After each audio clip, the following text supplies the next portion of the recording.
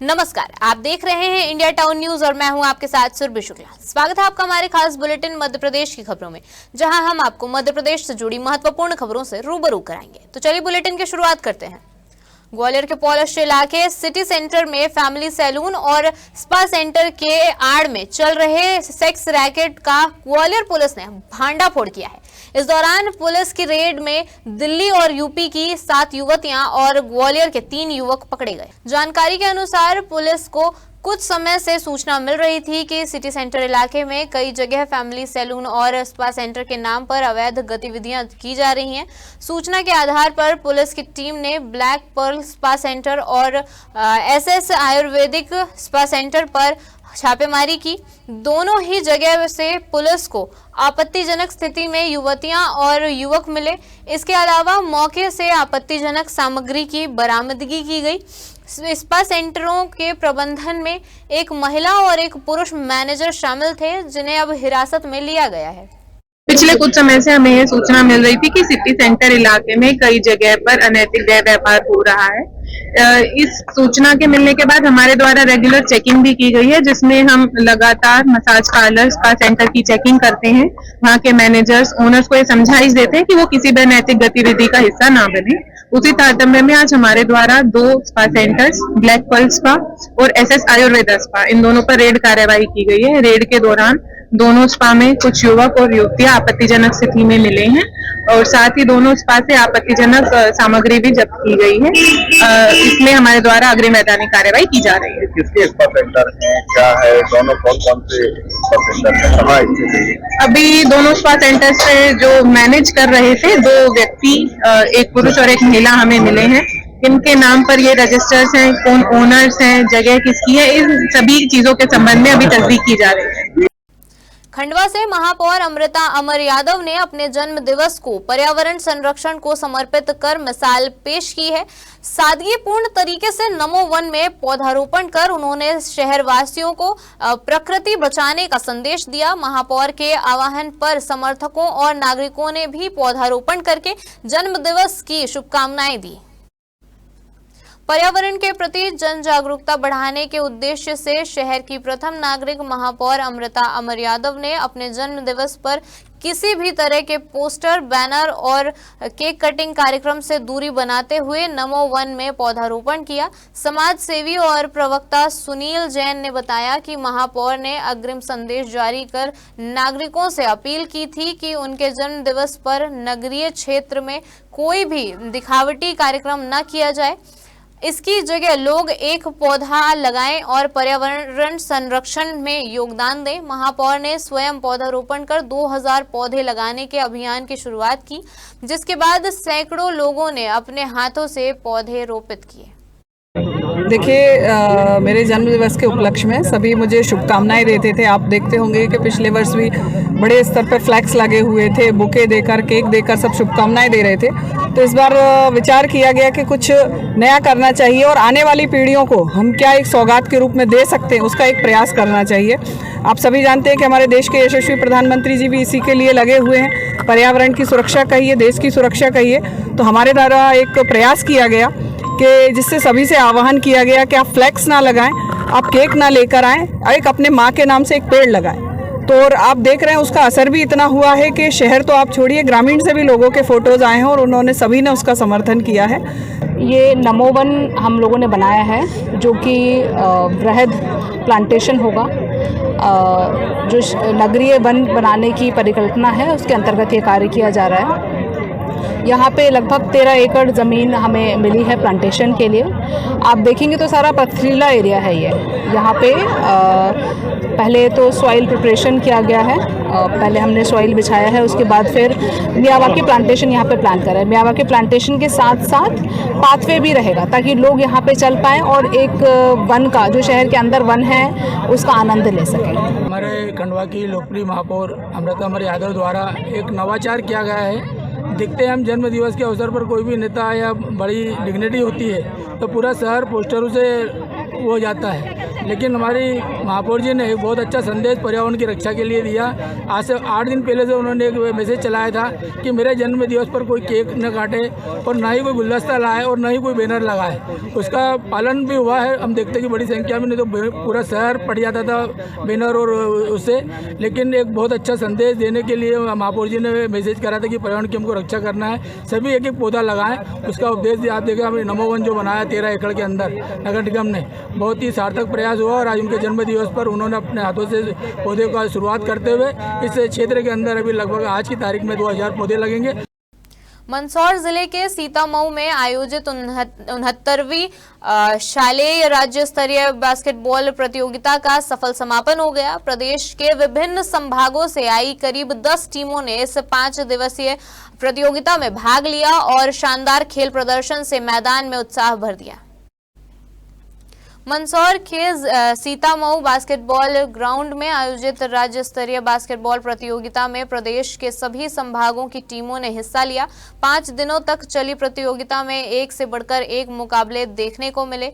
दुधिया रोशनी में खेले गए फाइनल मुकाबलों में खिलाड़ियों ने बेहतरीन प्रदर्शन किया। बालिका वर्ग के फाइनल में भोपाल की टीम ने जीत दर्ज कर खिताब अपने नाम किया, जबकि बालक वर्ग में उज्जैन संभाग ने जबलपुर संभाग को कड़ी टक्कर देते हुए फाइनल अपने नाम किया। मैदान में बड़ी संख्या में दर्शक मौजूद रहे और खिलाड़ियों को भरपूर उत्साह मिला। समापन समारोह में विधायक हरदीप सिंह डंग ने खिलाड़ियों को संबोधित किया और विजेता एवं उप विजेता टीमों को शील्ड और प्रमाण पत्र वितरित किए।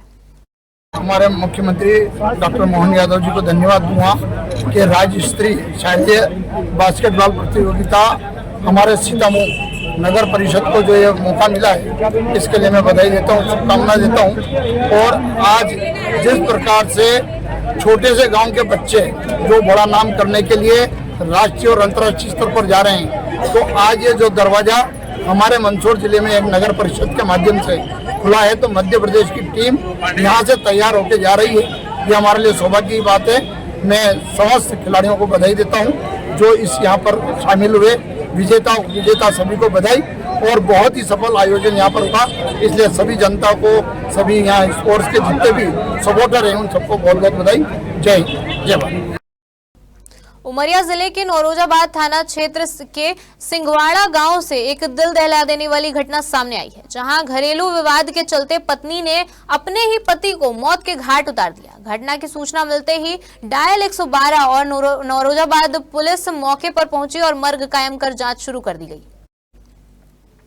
उमरिया जिले के नौरोजाबाद थाना क्षेत्र के सिंघवाड़ा गांव में रविवार दोपहर एक सनसनीखेज वारदात हुई, जिसने पूरे क्षेत्र को हिलाकर रख दिया। जानकारी के अनुसार पति पत्नी के बीच लंबे समय से घरेलू विवाद चल रहा था, जो रविवार को अचानक इतना बढ़ गया कि आरोपी पत्नी ने आपा खो दिया और डंडे से अपने पति पर ताबड़तोड़ हमला कर दिया। हमले में पति की मौके पर ही मौत हो गई। घटना के बाद घबराए ग्रामीणों ने तुरंत डायल 112 पर कॉल कर घटना की जानकारी दी। सूचना पाते ही पुलिस टीम मौके पर पहुंची और शव को कब्जे में लेकर मर्ग कायम किया। मौके से शुरुआती साक्ष्य इकट्ठे कर जांच शुरू कर दी गई है। मैं नौरोजाबाद कॉलोनी का रहूँ, फिर मुझे बताओगे बबलू बताइए कि आ काकू कहाँ, तुम लोग को सामान लेने जो मैं आऊँ तो अरे कहा हाँ जल्दी आया, तुम लोगों को कुछ तो बताइए, वो नहीं बता सका था। मैं कहूँ कहाँ हो गया, तो वही तुम लोग को मैं आऊँ 1 घंटा खा बाद एक बाद वहीं फिर दूसरा फोन गया, अरे कहा जल्दी आ, मार देंगे मारी नहीं वक्त बड़ी टोलिया और आदमी घर वाली फुट के शुरू करें मारे पानी से सब कुछ करें पर नहीं। थोड़ी देर में 2 मिनट बाद फिर फोन आओ था कि जल्दी है, चिंता मनी खत्म हो गया। ये क्या हुआ कि लोग लड़ रहे थे, मेरी बहन को लड़ा था, ये दोनों लोग 3 लोग, और वहाँ से बहन देखी है, फिर बहन मतलब बताई है कि दौड़े मारा थे। फिर हम लोग दौड़े, 3 लोग मतलब उसकी घर वाली और बेटी दोनों मार रहे थे। मारा देखे हम ना, ये देखे पथरा मारा, तब हम लोग दौड़े, हल्ला हुआ तो हम लोग दौड़े, फिर माँ दौड़ी, भौजाई हमारी दौड़ी है, इनको भी पकड़ा रहे हैं, याद है तुमको, तो माँ की भी दौड़े, याद है। तो उन लोग मतलब किसी को वो नहीं किए, मतलब इन लोग आ गए तो मतलब छोड़ दिए, अपने सुर में उन लोग लगे रहे। सिंगवाड़ा ग्राम की में 112 डायल से जो है सूचना प्राप्त हुई है कि ग्राम सिंगवाड़ में पति पत्नी के विवाद पे से पत्नी ने अपने पति चिंतामणि को मारपीट की, जिससे उसकी मृत्यु हो गई है। मौके पे 112 पहुंच गई है, थाना नौरजाबाद का स्टाफ पहुंच गया है। बड़वानी से चौंकाने वाला मामला सामने आया है, जहां मात्र 9 माह के एक मासूम के गले में मंगलसूत्र फंसा मिला। बच्चे को लगातार सर्दी खांसी की शिकायत थी, लेकिन जब एक्सरे करवाया गया तो डॉक्टर हैरान रह गए, गले में धातु की वस्तु पाई गई। बड़वानी के जिला अस्पताल के नाक कान गला रोग विशेषज्ञ डॉक्टर अनुपम बत्रा ने 9 माह के बच्चे के गले में फंसे मंगलसूत्र को ऑपरेशन कर सुरक्षित बाहर निकालकर बड़ी सफलता हासिल की है। मामला रविवार शाम का है, जब करी ग्राम निवासी नरसिंह वास्कले के पुत्र विवान को लगातार खांसी और सर्दी के चलते बच्चों के डॉक्टर के पास लाया गया, जहां इलाज के दौरान जब बच्चे का एक्सरे करवाया गया तो रिपोर्ट देखकर डॉक्टर दंग रह गए। एक्सरे में स्पष्ट रूप से धातु का टुकड़ा गले में फंसा दिखाई दिया। इसके बाद बच्चे को तुरंत जिला अस्पताल रेफर किया गया, जहां डॉक्टर बत्रा ने जांच के बाद ऑपरेशन की तैयारी शुरू कर दी। सटीक देखरेख और सावधानी के साथ ऑपरेशन कर गले में फंसा मंगलसूत्र बाहर निकाला गया। डॉक्टर बत्रा ने बताया कि बच्चा पूरी तरह सुरक्षित है और खतरे से बाहर है। उन्होंने माता पिता से अपील की है कि छोटे बच्चों को धातु, आभूषण और छोटे सामानों से दूर रखें, क्योंकि नादानी में बच्चे इन्हें निगल लेते हैं और जो कि गंभीर खतरा बन सकता है। ये बच्चा 9 महीने का है इस समय और ये पिछले 1.5 महीने से सर्दी खांसी से ग्रस्त था। तो ये बच्चे के डॉक्टर के पास गया कि सर्दी खांसी बार बार हो रही है। उन्होंने एक्सरे करवाया। एक्सरे के अंदर पाया गया कि कोई भी फॉरेन बॉडी आहार नली के अंदर अड़ी हुई है, कोई पेंडेंट टाइप दिख रहा था। अब बच्चा क्योंकि बहुत ज्यादा छोटा था, 9 महीने का, तो बेहोशी के अंदर निकालना चाहिए, बेहोशी और दूरबीन से इसको निकालना था। तो इस चीज के लिए भी काफी चर्चा और विमर्श हुआ। इसके बाद इसको बेहोशी में निकाला गया, जिसके लिए डॉक्टर केपी सर द्वारा हमने मतलब बेहोशी करवाई गई और इसको निकाला गया। बच्चा 9 महीने का था और ये पिछले 1.5 महीने से था। ये जब निकाला गया तो उसके बाद ये मंगलसूत्र निकला, जो इसके पिताजी ने पुष्टि करी कि ये लगभग गणेश चतुर्थी के बाद से होगा, क्योंकि तभी से ही घुमा था। इस माध्यम से मैं बस ये बोलना चाहूंगा कि बच्चों का थोड़ा ख्याल रखिए। बच्चे नादान हैं, वो तो कुछ भी कर सकते हैं। हम बड़े इसीलिए हैं ताकि हम इन सब चीजों को थोड़ा सा ध्यान रख सके। वक्त हो चुका है एक छोटे से ब्रेक का, बने रहिए इंडिया टाउन न्यूज के साथ। कभी कभी चेहरे का छुपा दर्द दुनिया नहीं देख पाती है। दाग, मुहासे, झाइयाँ सब आपके आत्मविश्वास को कम कर देता है, पर अब नहीं, क्योंकि Rukhsana glow and fair face pack जो दे आपकी स्किन को वो प्यार जो सिर्फ प्रकृति दे सकती है। हर लेयर को साफ करे, हर दाग को करे हल्का और आपकी मुस्कान फिर से लौटाए, because you deserve to glow naturally. Rukhsana herbal beauty product Amazon, Meesho और फ्लिपकार्ट में भी उपलब्ध। अमीन मोटर्स उड़ान ई रिक्शा छत्तीसगढ़ का नंबर 1 ई रिक्शा शोरूम, जहां आपको सभी प्रकार के ई रिक्शा के वैरायटीज उपलब्ध मिलेंगे। हमारा ई रिक्शा काफी मजबूत है और ये सालों साल चलता है, तो आज ही घर ले आइए आरटीओ इंश्योरेंस के साथ। हमारा पता है अमीन मोटर्स, प्यारेलाल चौक, जीई रोड, न्यायालय के पास, राजनांदगांव। 9827174038 7724047008। मध्य प्रदेश के खंडवा जिले में किसानों का गुस्सा बढ़ता जा रहा है। टिगरिया में पुतला दहन और अर्थी प्रदर्शन के बाद अब सुरगांव जोशी में किसानों ने भाजपा सांसद का पुतला फूंककर विरोध जताया और सरकार के खिलाफ नाराजगी व्यक्त की है। इस घटना पर सांसद ज्ञानेश्वर पाटिल ने प्रतिक्रिया देते हुए कहा कि किसान इस तरह के कृत्य खुद नहीं कर सकता, इसके पीछे किसी की साजिश नजर आ रही है जिसे जल्द ही बेनकाब किया जाएगा। सांसद ने यह भी कहा कि कुछ लोग किसानों की आड़ में राजनीति कर रहे हैं। आपको बता दें कि पिछले दिनों टिगरिया में किसानों द्वारा रेल रोको आंदोलन किया गया था। उस दौरान सांसद ने आश्वासन दिया था कि किसानों की समस्याओं को लेकर केंद्रीय कृषि मंत्री और मुख्यमंत्री से मुलाकात कर समाधान निकाला जाएगा, लेकिन तय समय सीमा में यह मुलाकात नहीं हो सकी, जिससे किसानों में रोष बढ़ गया है। भी जलाए, मेरी अर्थी भी निकाली, मुझे उससे कोई फर्क नहीं पड़ना है। मैं किसानों का हूँ, किसानों के लिए कल भी बात करी, आज भी कर रहा हूँ और कल भी किसानों के हक और अधिकार के लिए बात करूंगा। मुझे इससे कोई फर्क पड़ता नहीं है। आप भी सब जानते हैं, जनता भी जानती है कि ये किसान कभी भी इस तरह की हरकत नहीं कर सकता। इसमें कुछ लोगों को राजनीति उनके सर पर चढ़ी है और राजनीति करने के लिए कुछ लोग इस तरह का प्रोपोगंडा करने का प्रयास कर रहे हैं, लेकिन दूध का दूध और पानी का पानी हो जाएगा। मुझे ऐसे इससे भी और कुछ आयोजन करना हो तो करे, मुझे कोई फर्क पड़ना नहीं है। मैं किसानों की आवाज हमेशा उठाते रहूंगा और किसानों के हित और अधिकार में बात करते रहूंगा। आगरमालवा जिले में जारी एसआईआर यानी स्पेशल इंटेंसिव रिवीजन प्रक्रिया ने चुनावी मशीनरी की बड़ी लापरवाही को उजागर कर दिया है। अब मामला सिर्फ आम मतदाताओं की विसंगतियों तक सीमित नहीं रहा, बल्कि जिले की कांग्रेस जिला अध्यक्ष विजय लक्ष्मी तंवर का नाम और वोट भी गलत विधानसभा क्षेत्र में दर्ज पाया गया है। इस खुलासे के बाद जिले में राजनीतिक हलचल तेज हो गई है। आगरमालवा जिले में जारी एसआईआर प्रक्रिया के दौरान चौंकाने वाली गड़बड़ी सामने आई है। बड़ौद तहसील के ग्राम जयसिंहपुरा निवासी विजय लक्ष्मी तंवर, जो कांग्रेस जिला अध्यक्ष और जिला पंचायत सदस्य हैं, उन्होंने जब एसआईआर फॉर्म जमा किया तो उनके नाम की मैपिंग इंदौर विधानसभा क्षेत्र क्रमांक 5 पार्ट 199 नवरत्न बाग में दर्ज पाई गई और बीएलओ मंगला वर्मा के मोबाइल से हुई इस मैपिंग में एपिक नंबर भी अंकित था।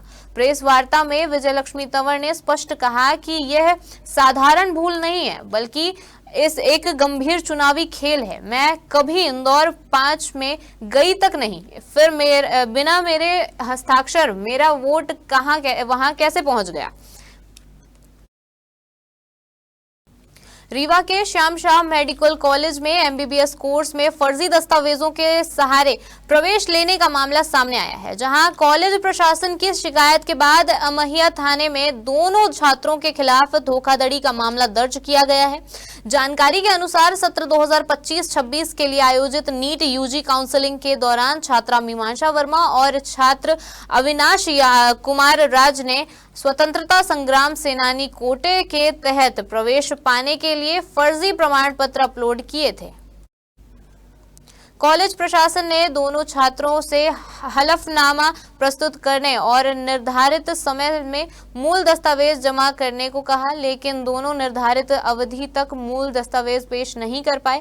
इसके बाद कॉलेज ने भोपाल कलेक्टर कार्यालय से प्रमाण पत्रों की सत्यता जांचने के लिए पत्र भेजा।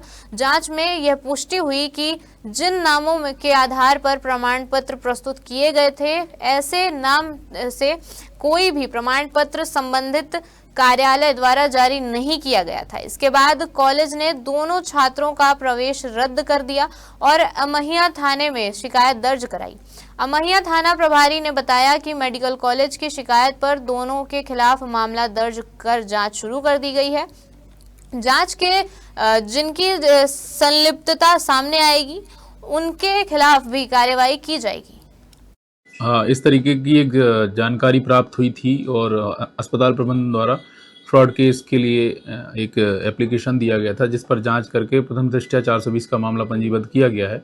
इसमें स्वतंत्रता संग्राम सेनानी के नाम पर और अपनी सीट जो आरक्षित होती है उस पर प्रवेश लेने का, अनधिकृत प्रवेश लेने का प्रयास किया गया था, जो कि विफल रहा, लेकिन उन दोनों पर मामला पंजीबद्ध किया गया है और उनकी पता तलाश की जा रही है।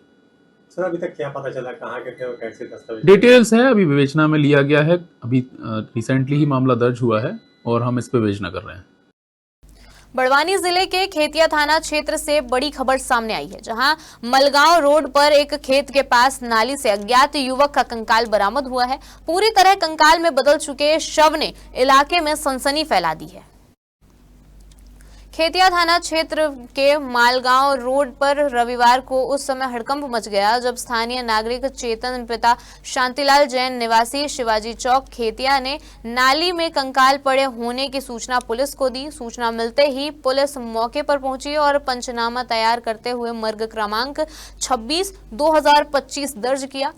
पुलिस ने बताया कि मृतक की उम्र लगभग 20 से 30 वर्ष के बीच प्रतीत होती है। थाना प्रभारी निरीक्षक सुरेंद्र कनेश ने बताया कि आसपास के क्षेत्रों में दर्ज गुमशुदगी रिपोर्टों का मिलान कराया जा रहा है, लेकिन अभी तक पहचान संभव नहीं हो पाई है। उन्होंने नागरिकों से अपील की है कि यदि कोई व्यक्ति कपड़ों या बरामद सामान के आधार पर मृतक की पहचान कर सके तो तुरंत थाना खेतिया से संपर्क करे। कल दिनांक 22/11/2025 को सूचनाकर्ता चेतन जैन निवासी खेतिया ने सूचना दिया कि उसके खेत मलगांव रोड स्थित है, वहाँ पे एक रोड के साइड में अज्ञात शव पड़ा हुआ है। जिसकी सूचना पर हमने वहाँ मौके पे जाके देखा तो अज्ञात व्यक्ति का नरकंकाल उम्र उसकी करीब 20 से 25 समथिंग होगी। उसकी मौके पे कार्रवाई की और शव को पीएम हेतु MIH इंदौर रवाना किया गया। सर क्या पहना हुआ था सर वो? उसके कपड़े जो टी शर्ट था काले रंग का, फुल आस्तीन था, गोल गला था और एक काली रंग की जीन्स पैंट थी। उसमें बेल्ट था, वो बेल्ट पे लव लिखा था अंग्रेजी में और एक माजो कंपनी की उसकी अंडरवियर थी, वो पहचान में। बड़ौदा नगर में जनता के लिए बनाए गए भारत रत्न अटल बिहारी वाजपेयी पार्क की हालत खस्ता हो चुकी है। स्थानीय नगरवासियों का आरोप है कि नगर परिषद के अध्यक्ष और CMO के भ्रष्टाचार और अनदेखी के कारण पार्क पूरी तरह से टूट फूट और गंदगी का अंबार बन चुका है। पार्क में बच्चों के खेलने के झूले टूटे हुए हैं और टाइल्स भी क्षतिग्रस्त है। पार्क की नियमित साफ सफाई नहीं होने से यहां गंदगी फैल चुकी है। स्थानीय लोगों ने बताया कि बार बार शिकायत करने के बावजूद नगर परिषद के अधिकारी इस गंभीर समस्या की ओर ध्यान नहीं दे रहे हैं। स्थानीय जनता का कहना है कि अगर जल्द कार्रवाई नहीं हुई तो पार्क पूरी तरह अनुपयोगी हो जाएगा। मामले में स्थानीय निवासियों ने नगर परिषद से पार्क की मरम्मत और नियमित साफ सफाई की कार्रवाई की मांग की ताकि बच्चों और आम जनता के लिए यह पार्क फिर से सुरक्षित और सुंदर बनाया जा सके। खंडवा पुलिस ने हाल ही में एक मदरसे में मिले 20 लाख रुपए के नकली नोट मामले में भोपाल से मास्टरमाइंड डॉक्टर प्रतीक नवलखे और उसके 2 साथियों को गिरफ्तार किया है। आरोपी भोपाल की गोकुलधाम सोसाइटी में ट्रैवल एजेंसी की आड़ में नकली नोट छापते थे। जानकारी के अनुसार 2 नवंबर को खंडवा के ग्राम पैठिया स्थित एक मदरसे में 19,78,000 रुपए के नकली नोट मिले थे। जावर पुलिस ने महाराष्ट्र के मालेगांव पुलिस की मदद से पैठिया मदरसे के इमाम जुबैर अंसारी को पकड़ने के बाद यह कार्रवाई की। पुलिस ने मदरसे में इमाम के कमरे की तलाशी ली, जहां नकली नोटों से भरा बैग बरामद हुआ। पूछताछ में सामने आया कि जुबैर अंसारी डॉक्टर प्रतीक नवलखे का साथी था। खंडवा पुलिस ने कहा कि इस गिरफ्तारी से नकली नोट के बड़े गिरोह के खिलाफ ठोस सबूत मिले हैं और मामले में आगे की कार्रवाई जारी है। आप पिछली बार जो मालेगांव वाली घटना में जो वायरल हुई थी न्यूज, और उस न्यूज पर से पुलिस जावरा ने सर्च किया था और सर्च करने के बाद मदरसे से जो चीजें हमको नोट बरामद हुए थे 19,78,000, जिसकी हमने प्रकरण पंजीबद्ध किया था 179 के अंतर्गत प्रकरण पंजीबद्ध किया था। और 179 के अंतर्गत प्रकरण पंजीबद्ध करने के बाद उसमें हम लोगों ने पूछताछ के लिए हमारी टीम मालेगांव भी भेजी थी। जुबैर अभी वहां पर जेल के अंदर है और उसका हमको प्रोटेक्शन वारंट लेना शेष है, हम उसके और कार्रवाई कर रहे हैं। इसी बीच में उस प्रकरण में हम लोगों ने इन्वेस्टिगेशन किया। इन्वेस्टिगेशन के दौरान डॉक्टर प्रतीक नवलखे का भी उसमें नाम आया और मास्टरमाइंड के रूप में डॉक्टर प्रतीक नवलखे देखने को मिला उसमें। ग्वालियर से बड़ी खबर, 10,000 के इनामी और कुख्यात अपराधी कपिल यादव को पुलिस ने मोहनपुर के पास एक ईंट भट्टे से शॉर्ट एनकाउंटर के बाद गिरफ्तार कर लिया। पुलिस लंबे समय से कपिल की तलाश में थी उनकी, क्योंकि उस पर हत्या और हत्या के प्रयास जैसे गंभीर मामले दर्ज हैं। मेला ग्राउंड से फरार होने के बाद लगातार दबाव बनाकर पुलिस ने आखिरकार उसे पकड़ लिया। शातिर अपराधी कपिल यादव, जिस पर 10,000 रुपए का इनाम घोषित था, रविवार रात मेला ग्राउंड से अपने साथी अमन यादव के साथ फरार हो गया था। अमन तो पुलिस की पकड़ में आ गया, लेकिन कपिल अंधेरे का फायदा उठाकर भाग निकला। 21 नवंबर को जमीन विवाद को लेकर कपिल और उसके साथियों ने 2 भाइयों पर कातिलाना हमला किया था। तब से पुलिस उनकी तलाश में जुटी हुई थी। एसपी धर्मवीर सिंह ने बताया कि पुलिस को सूचना मिली कि कपिल मोहनपुर के पास एक ईंट भट्टे के पास छिपा है।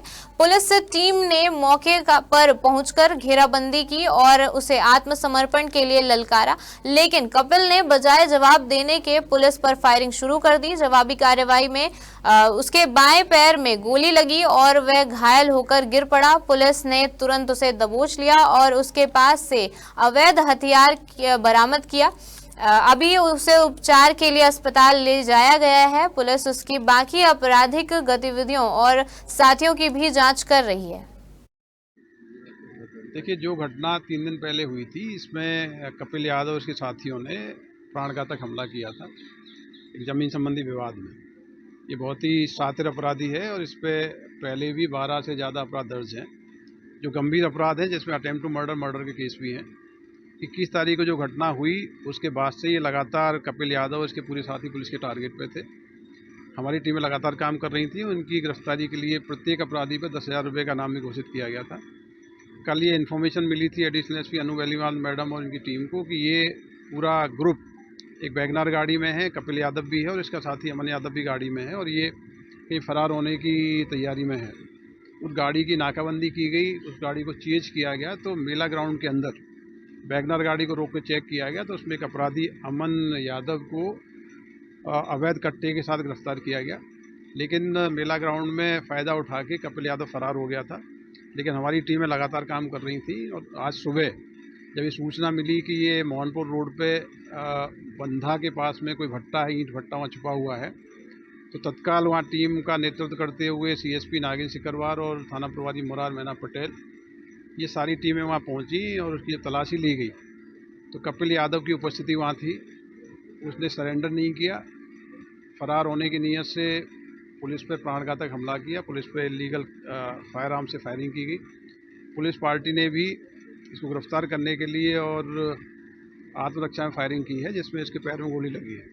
ग्वालियर के गोला क्षेत्र में स्थित राजकिशोर गार्डन से एक चोरी की घटना सामने आई है, जहां पीड़िता जागृति भदौरिया जो अपने नजदीकी रिश्तेदार की शादी में शामिल होने आई थी, इसी दौरान पीड़िता के बैग से गहनों का एक डब्बा गायब हो गया।